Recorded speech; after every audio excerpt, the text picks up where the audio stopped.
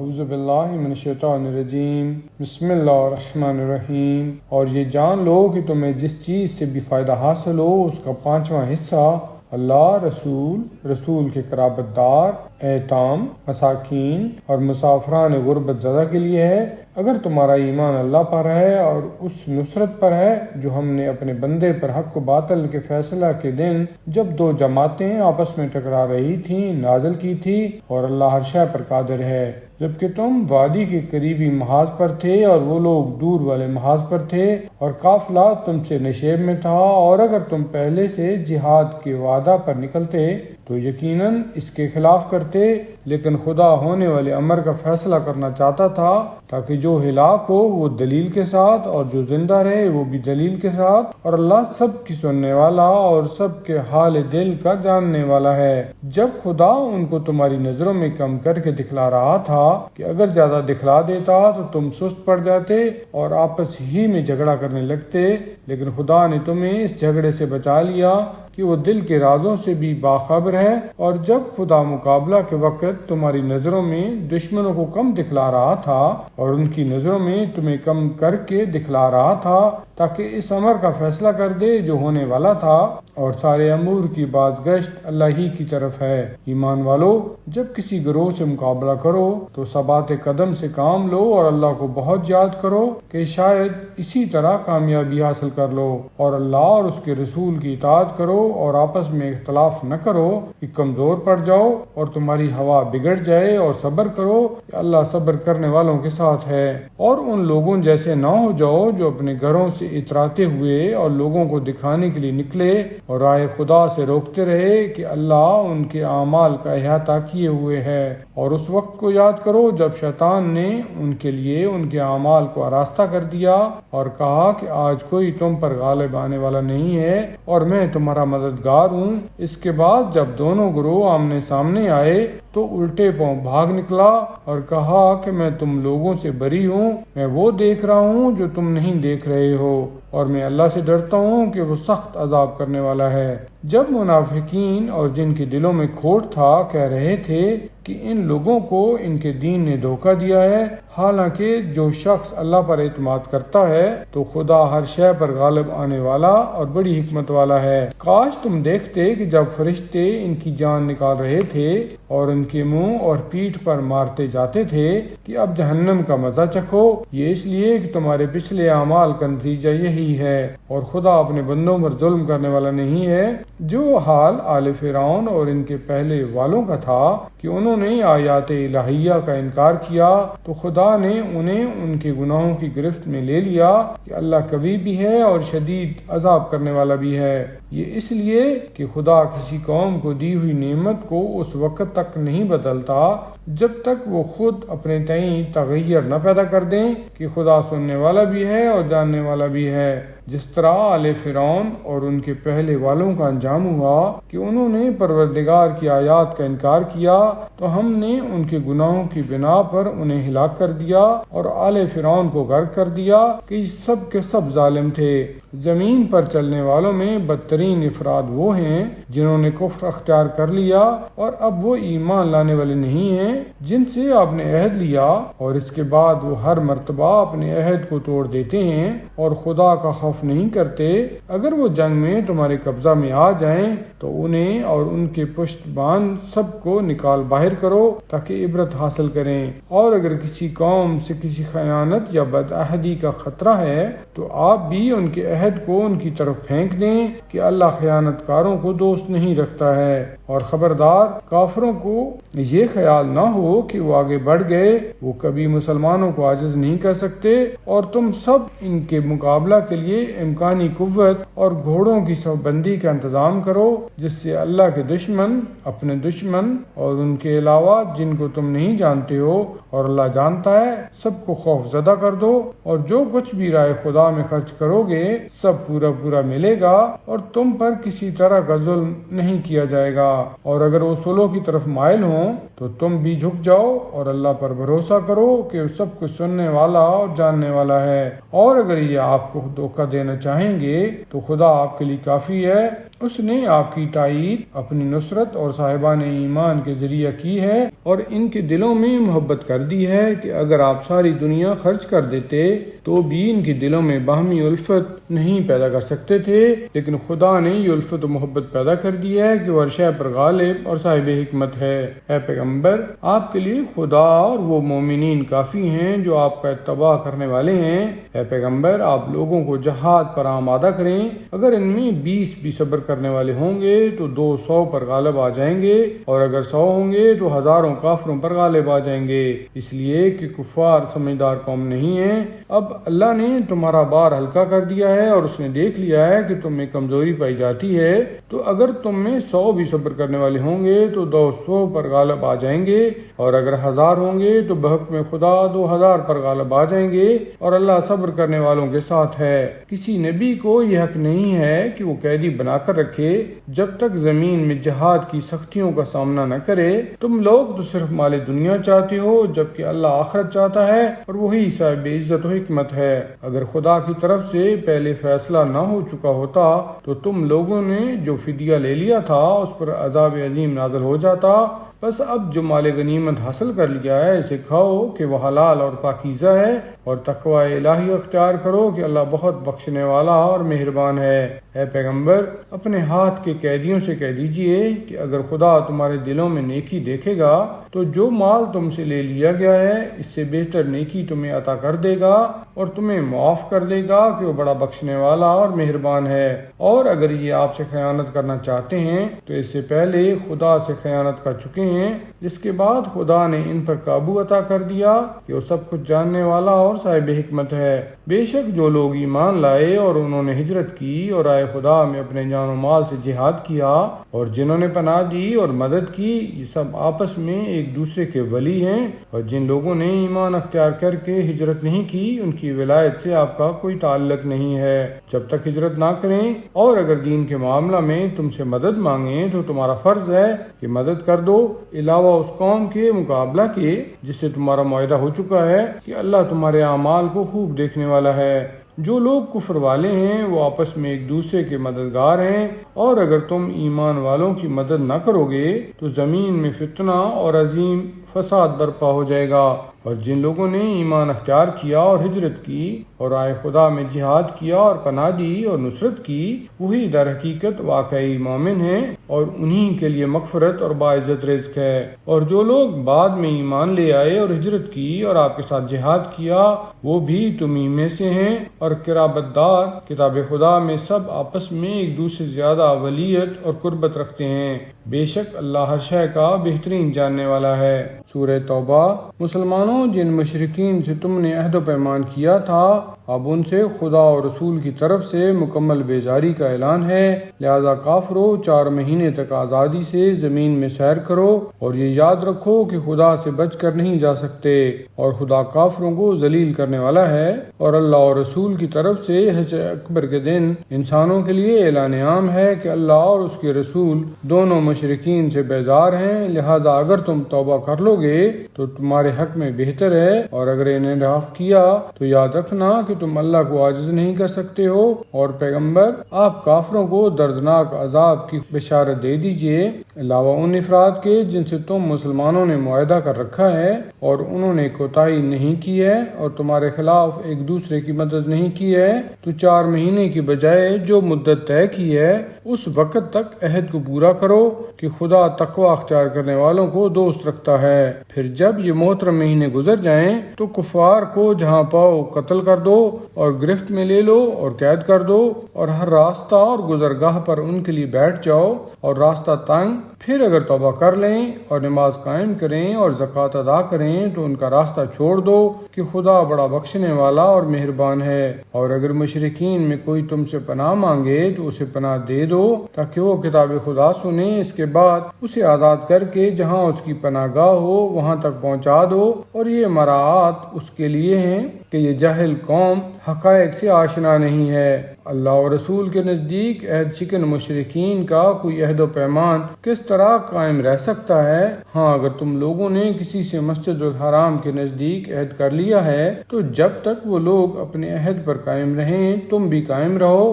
کہ اللہ متقی اور پرہیزگار افراد کو دوست رکھتا ہے۔ ان کے ساتھ کس طرح رعایت کی جائے جبکہ یہ تم پر غالب آ جائیں تو نہ کسی ہمسائیگی اور قرابت کی نگرانی کریں گے اور نہ کوئی عہد و پیمان دیکھیں گے۔ یہ تو صرف زبانی تم کو خوش کر رہے ہیں ورنہ ان کا دل قطعی منکر ہے اور ان کی اکثریت فاسق اور بد عہد ہے۔ انہوں نے آیات الہیہ کے بدلے بہت تھوڑی منفعت کو لے لیا ہے اور اب رائے خدا سے روک رہے ہیں۔ یہ بہت برا کام کر رہے ہیں۔ یہ کسی مومن کے بارے میں کسی قرابت یا قول و اقرار کی پرواہ نہیں کرتے ہیں۔ یہ صرف زیادتی کرنے والے لوگ ہیں۔ پھر بھی اگر یہ توبہ کر لیں اور نماز قائم کریں اور زکوٰۃ ادا کریں تو دین میں تمہارے بھائی ہیں اور ہم صاحبان علم کے لیے اپنی آیات کو تفصیل کے ساتھ بیان کرتے رہتے ہیں۔ اور اگر یہ عہد کے بعد بھی اپنی قسموں کو توڑ دیں اور دین میں طعنہ زنی کریں تو کفر کے سربراہوں سے کھل کر جہاد کرو کہ ان کی قسموں کا کوئی اعتبار نہیں ہے۔ شاید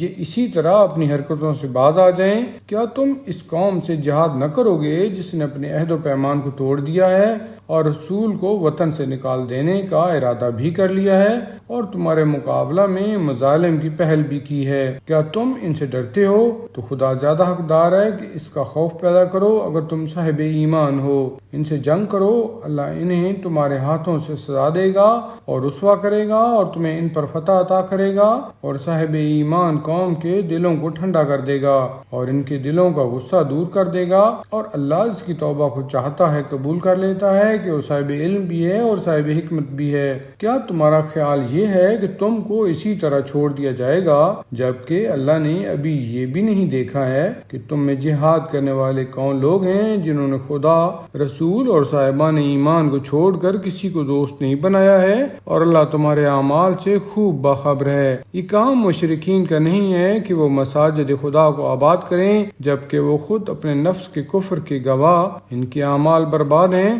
اور وہ جہنم میں ہمیشہ رہنے والے ہیں۔ اللہ کی مسجدوں کو صرف وہ لوگ آباد کرتے ہیں جن کا ایمان اللہ اور روز آخرت پر ہے اور جنہوں نے نماز قائم کی ہے، زکوٰۃ ادا کی ہے اور سوائے خدا کے کسی سے نہیں ڈرے۔ یہی وہ لوگ ہیں جو عنقریب ہدایت یافتہ لوگوں میں شمار کیے جائیں گے۔ کیا تم نے حاجیوں کے پانی پلانے اور مسجد الحرام کی آبادی کو اس کا جیسا سمجھ لیا ہے؟ جو اللہ اور آخرت پر ایمان رکھتا ہے اور رائے خدا میں جہاد کرتا ہے، ہرگز یہ دونوں اللہ کے نزدیک برابر نہیں ہو سکتے اور اللہ ظالم قوم کی ہدایت نہیں کرتا ہے۔ بے شک جو لوگ ایمان لے آئے اور انہوں نے ہجرت کی اور رائے خدا میں جان اور مال سے جہاد کیا وہ اللہ کے نزدیک عظیم درجہ کے مالک ہیں اور در حقیقت وہی کامیاب بھی ہیں۔ اللہ ان کو اپنی رحمت، رضامندی اور باغات کی بشارت دیتا ہے جہاں ان کے لیے دائمی نعمتیں ہوں گی۔ وہ انہی باغات میں ہمیشہ رہیں گے کہ اللہ کے پاس عظیم ترین اجر ہے۔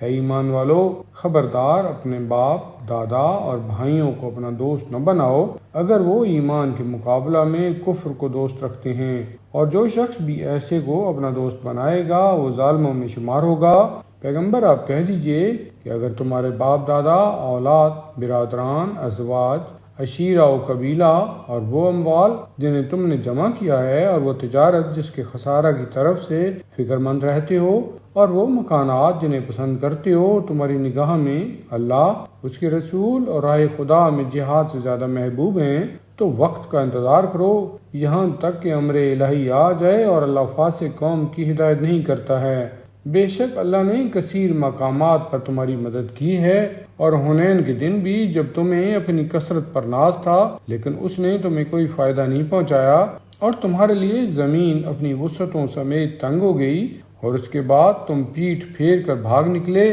پھر اس کے بعد خدا نے اپنے رسول اور صاحبان ایمان پر سکون نازل کیا اور وہ لشکر بھیجے جنہیں تم نے نہیں دیکھا، اور کفر اختیار کرنے والوں پر عذاب نازل کیا۔ یہی کافرین کی جزا اور ان کا انجام ہے۔ اس کے بعد خدا جس کی چاہے گا توبہ قبول کر لے، وہ بڑا بخشنے والا مہربان ہے۔ ایمان والو، مشرکین صرف نجاست ہیں، لہذا خبردار اس سال کے بعد مسجد الحرام میں داخل نہ ہونے پائیں، اور اگر تمہیں غربت کا خوف ہو تو عنقریب خدا چاہے گا تو اپنے فضل و کرم سے تمہیں غنی بنا دے گا کہ وہ صاحب علم بھی ہے اور صاحب حکمت بھی ہے۔ ان لوگوں سے جہاد کرو جو خدا اور روز آخرت پر ایمان نہیں رکھتے اور جس چیز کو خدا اور رسول نے حرام قرار دیا ہے اسے حرام نہیں سمجھتے، اور اہل کتاب ہوتے ہوئے بھی دین حق کا التزام نہیں، یہاں تک کہ اپنے ہاتھوں سے ذلت کے ساتھ تمہارے سامنے جزیہ پیش کرنے پر آمادہ ہو جائیں۔ اور یہودیوں کو کہنا ہے کہ عزیر اللہ کے بیٹے ہیں، اور نصارہ کہتے ہیں کہ مسیح اللہ کے بیٹے ہیں، یہ سب ان کی زبانی باتیں ہیں، ان باتوں میں یہ بالکل ان کی مثل ہیں جو ان کے پہلے کفار کہا کرتے تھے۔ اللہ ان سب کو قتل کرے، یہ کہاں بہ کے چلے جا رہے ہیں۔ ان لوگوں نے اپنے عالموں اور راہبوں اور مسیح بن مریم کو خدا کو چھوڑ کر اپنا رب بنا لیا ہے، حالانکہ انہیں صرف خدا یکتا کی عبادت کا حکم دیا گیا تھا جس کے علاوہ کوئی خدا نہیں ہے، وہ واحد و بے نیاز ہے،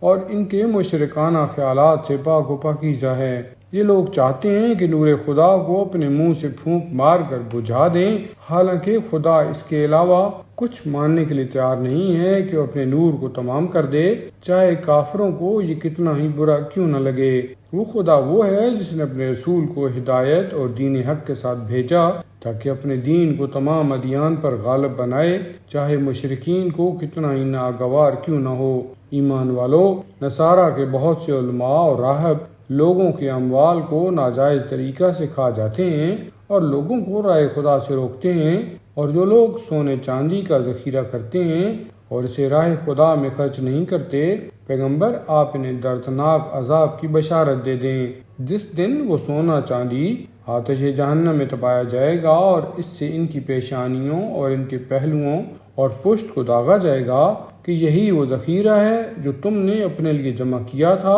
اب اپنے خزانوں اور ذخیروں کا مزہ چکھو۔ بے شک مہینوں کی تعداد اللہ کے نزدیک کتاب خدا میں اس دن سے 12 ہے جس دن اس نے آسمانوں اور زمین کو پیدا کیا ہے، ان میں سے 4 مہینے محترم ہیں اور یہی سیدھا مستحکم دین ہے، لہذا خبردار ان مہینوں میں اپنے اوپر ظلم نہ کرنا اور تمام مشرکین سے اسی طرح جہاد کرنا جس طرح وہ تم سے جنگ کرتے ہیں، اور یہ یاد رکھنا کہ خدا صرف متقی اور پرہیزگار لوگوں کے ساتھ ہے۔ محترم مہینوں میں تقدیم و تاخیر کفر میں ایک قسم کی جاتی ہے جس کے ذریعہ کفار کو گمراہ کیا جاتا ہے کہ وہ ایک سال اسے حلال بنا لیتے ہیں اور دوسرے سال حرام کر دیتے ہیں تاکہ اتنی تعداد برابر ہو جائے جتنی خدا نے حرام کی ہے اور حرام خدا حلال بھی ہو جائے۔ ان کے بدترین اعمال کو ان کی نگاہ میں آراستہ کر دیا گیا ہے اور اللہ کافر قوم کی ہدایت نہیں کرتا ہے۔ ایمان والو، تمہیں کیا ہو گیا ہے کہ جب تم سے کہا گیا کہ راہ خدا میں جہاد کے لیے نکلو تو تم زمین سے چپک کر رہ گئے؟ کیا تم آخرت کے بدلے زندگانی دنیا سے راضی ہو گئے؟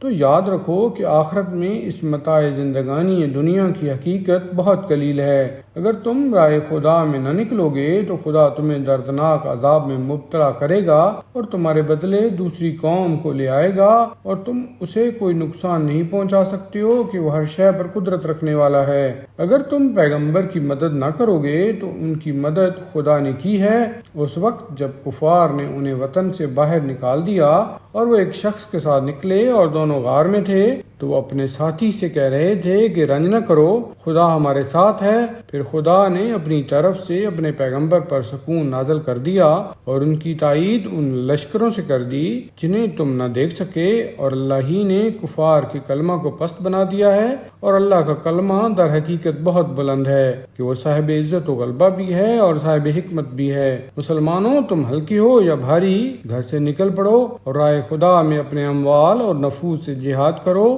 کہ یہی تمہارے حق میں خیر ہے اگر تم کچھ جانتے ہو۔ پیغمبر، اگر کوئی قریبی فائدہ یا آسان سفر ہوتا تو یہ ضرور تمہارا اتباع کرتے، لیکن ان کے لیے دور کا سفر مشکل بن گیا ہے، اور عنقریب یہ خدا کی قسمیں کھائیں گے کہ اگر ممکن ہوتا تو ہم ضرور آپ کے ساتھ نکل پڑتے۔ یہ اپنے نفس کو ہلاک کر رہے ہیں اور خدا خوب جانتا ہے کہ یہ جھوٹے ہیں۔ پیغمبر، خدا نے آپ سے درگزر کیا کہ آپ نے کیوں انہیں پیچھے رہ جانے کی اجازت دے دی، بغیر یہ معلوم کیے کہ ان میں کون سچا ہے اور کون جھوٹا ہے۔ جو لوگ اللہ اور روز آخرت پر ایمان رکھتے ہیں وہ ہرگز اپنے جان و مال سے جہاد کرنے کے خلاف اجازت نہ طلب کریں گے کہ خدا صاحبان تقوی کو خوب جانتا ہے۔ یہ اجازت صرف وہ لوگ طلب کرتے ہیں جن کا ایمان اللہ اور روز آخرت پر نہیں ہے اور ان کے دلوں میں شبہ ہے اور وہ اسی شبہ میں چکر کاٹ کر رہے ہیں۔ یہ اگر نکلنا چاہتے تو اس کے لیے سامان تیار کرتے،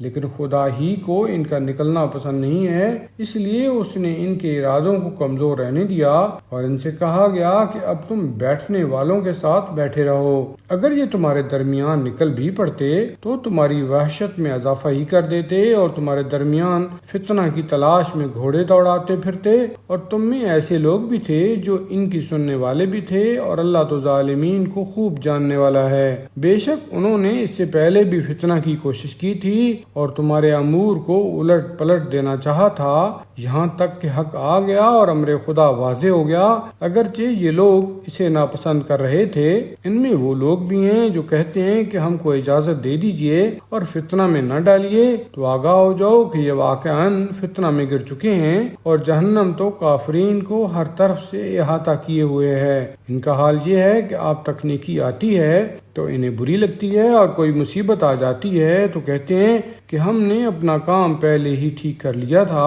اور خوش و خرم واپس چلے جاتے ہیں۔ آپ کہہ دیجئے کہ ہم تک وہی حالات آتے ہیں جو خدا نے ہمارے حق میں لکھ دیے ہیں، وہی ہمارا مولا ہے اور صاحبان ایمان اسی پر توکل اور اعتماد رکھتے ہیں۔ آپ کہہ دیجئے کہ تم ہمارے بارے میں جس بات کا بھی انتظار کر رہے ہو وہ دو میں سے ایک نیکی ہے، اور ہم تمہارے بارے میں اس بات کا انتظار کر رہے ہیں کہ خدا اپنی طرف سے یا ہمارے ہاتھوں سے تمہیں عذاب میں مبتلا کر دے، لہذا اب عذاب کا انتظار کرو، ہم بھی تمہارے ساتھ انتظار کر رہے ہیں۔ کہہ دیجئے کہ تم بخوشی خرچ کرو یا جبرن، تمہارا عمل قبول ہونے والا نہیں ہے کہ تم ایک فاسق قوم ہو، اور ان کے نفعات کو قبول ہونے سے صرف اس بات نے روک دیا ہے کہ انہوں نے خدا اور رسول کا انکار کیا ہے، اور یہ نماز بھی سستی اور کسل مندی کے ساتھ بجا لاتے ہیں اور راہ خدا میں کراہت اور ناگواری کے ساتھ خرچ کرتے ہیں۔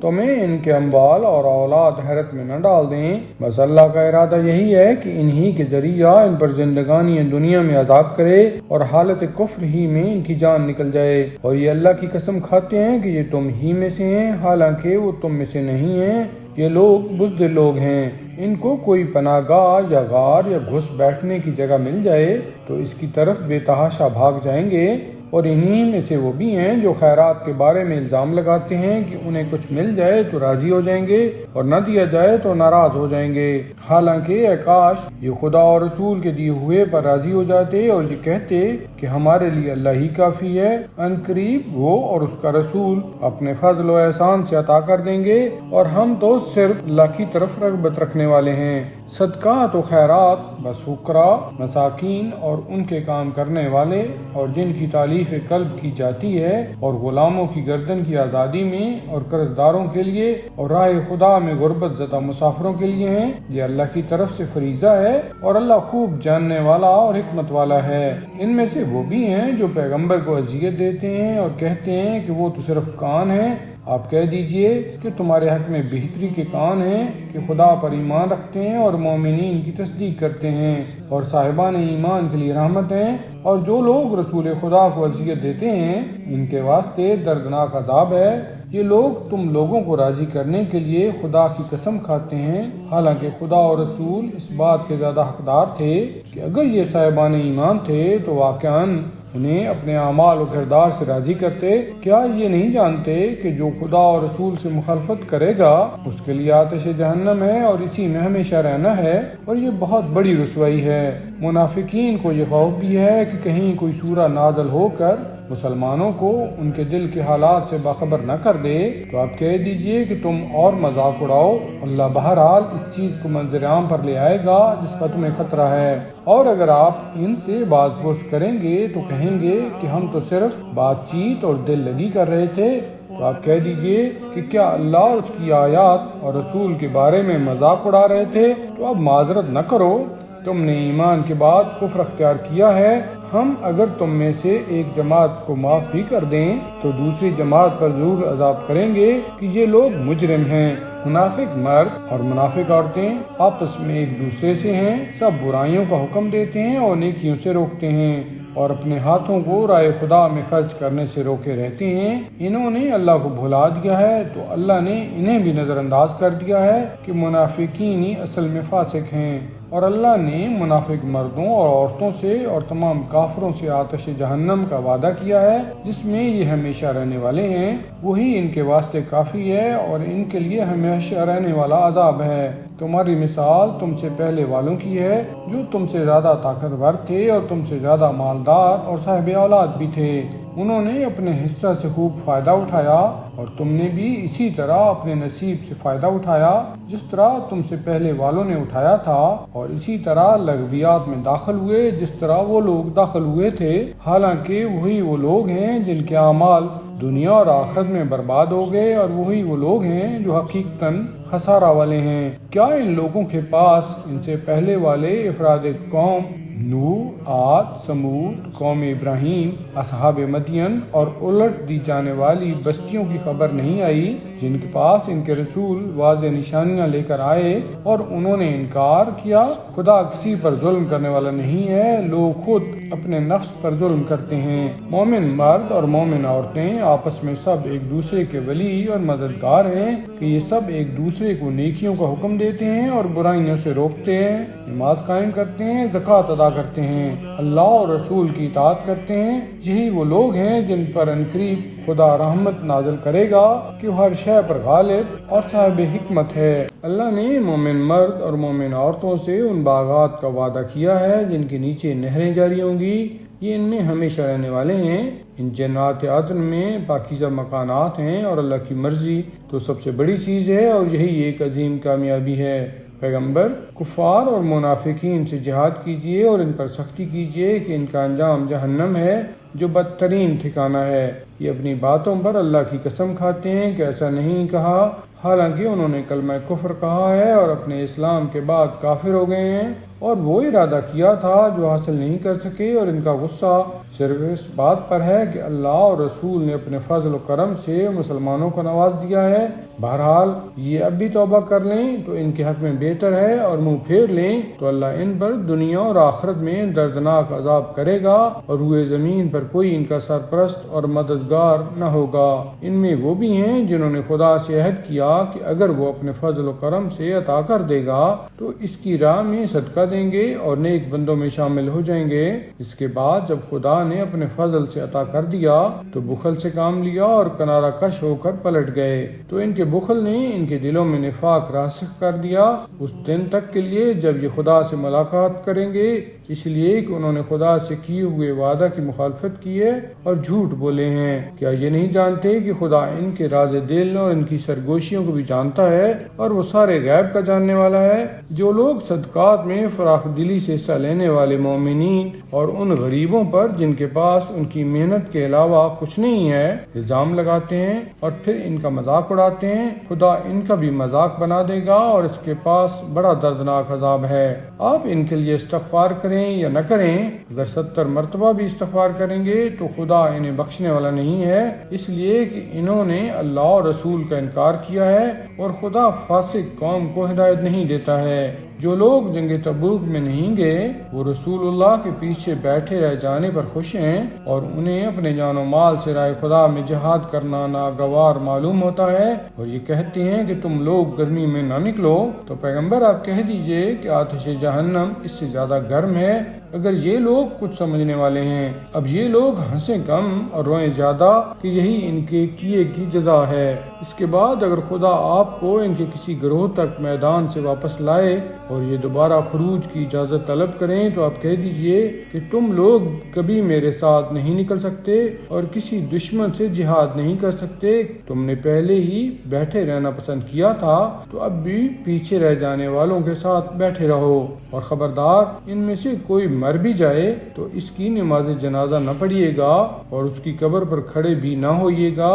کہ ان لوگوں نے خدا اور رسول کا انکار کیا ہے اور حالت فسق میں دنیا سے گزر گئے ہیں، اور ان کے اموال و اولاد آپ کو بھلے نہ معلوم ہو، خدا ان کے ذریعہ ان پر دنیا میں عذاب کرنا چاہتا ہے اور چاہتا ہے کہ کفر کی حالت میں ان کا دم نکل جائے۔ اور جب کوئی سورہ نازل ہوتا ہے کہ اللہ پر ایمان لے آؤ اور رسول کے ساتھ جہاد کرو تو انہی کے صاحبان حیثیت آپ سے اجازت طلب کرنے لگتے ہیں اور کہتے ہیں کہ ہمیں انہی بیٹھے رہنے والوں کے ساتھ چھوڑ دیجئے، یہ اس بات پر راضی ہیں کہ پیچھے رہ جانے والوں کے ساتھ رہ جائیں، ان کے دلوں پر مہر لگ گئی ہے، اب یہ کچھ سمجھنے والے نہیں ہیں۔ لیکن رسول اور ان کے ساتھ ایمان لانے والوں نے راہ خدا میں اپنے جان و مال سے جہاد کیا ہے اور انہی کے لیے نیکیاں ہیں اور وہی فلاح یافتہ اور کامیاب ہیں۔ اللہ نے ان کے لیے وہ باغات مہیا کیے ہیں جن کے نیچے نہریں جاری ہیں اور وہ انہی میں ہمیشہ رہنے والے ہیں، اور یہی بہت بڑی کامیابی ہے۔ اور آپ کے پاس دیہاتی معذرت کرنے والے بھی آ گئے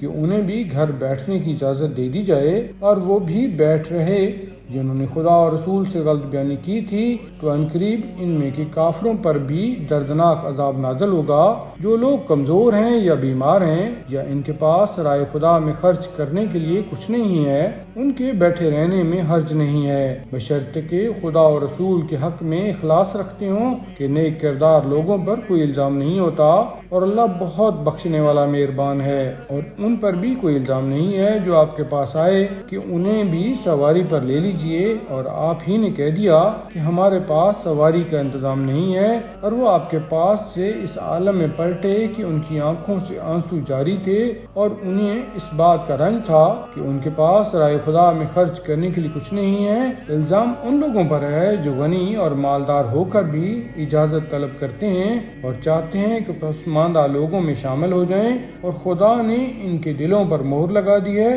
اور اب کچھ جاننے والے نہیں ہیں۔